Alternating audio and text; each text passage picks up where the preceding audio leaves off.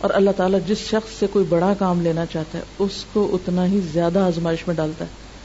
مثلا ایک حدیث میں آتا ہے کہ انبیاء علیہم السلام کے لیے سب سے زیادہ آزمائش ہوتی.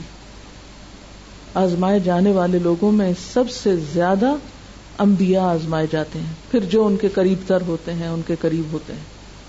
یعنی جو جتنا درجے میں ان کے قریب ہوگا اس پر آزمائش بھی اتنی ہی سخت ہوگی.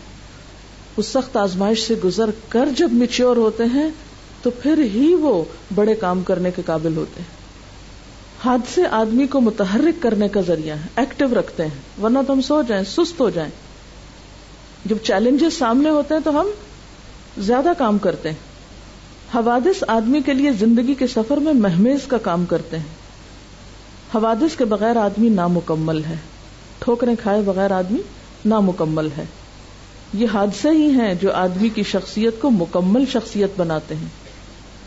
اس سے معلوم ہوا کہ حادثوں کا صحیح مقابلہ یہ نہیں کہ اپنے اندر ذہنی عمل کو سپریس کر دیا جائے یا اس کو دبانے کی کوشش کی جائے. بہت سے لوگ یہی طریقہ اختیار کرتے ہیں، وہ سگریٹ یا شراب کے ذریعے اس کو بھلانے کی کوشش کرتے ہیں. وہ مخصوص ورزشوں کے ذریعے اپنے اندر ذہنی عمل کو معطل کر دینا چاہتے ہیں. یعنی ٹینشن ریلیز کرنے کے لیے وہ خاص قسم کی ایکسرسائزز کرنے لگتے ہیں، سوچنا چھوڑ دیتے ہیں. وہ حقیقی زندگی سے فرار یعنی اسکیپ کرنے کا کوئی طریقہ تلاش کر لیتے ہیں. وہ میڈیٹیشن کے ذریعے اپنے ذہن کو ایک ایسی حالت میں لے جاتے ہیں جس کو ذہنی تحذیر انٹلیکچوئل اینستھیزیا کہا جا سکتا ہے. میڈیٹیشن سے وقتی طور پر تو آپ کو کیا ملتا ہے؟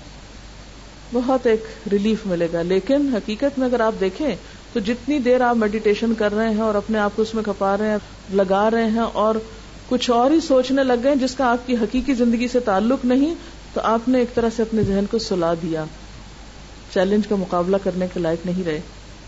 اس قسم کے تمام طریقے فطرت کے خلاف ہیں، اور جو چیز فطرت کے خلاف ہو وہ کبھی انسان کے لیے مفید نہیں ہو سکتی. اسلام نے ہمیں ایسے مواقع پر نہ کوئی میڈیٹیشن بتائی ہے، نہ کوئی ایکسرسائز بتائی ہے. سمپل سا طریقہ بتایا ہے، نماز پڑھو اور اللہ سے دعا کرو اور ایک دوسرے کو تھام کے رکھو. وتواصوا بالحق وتواصوا بالصبر.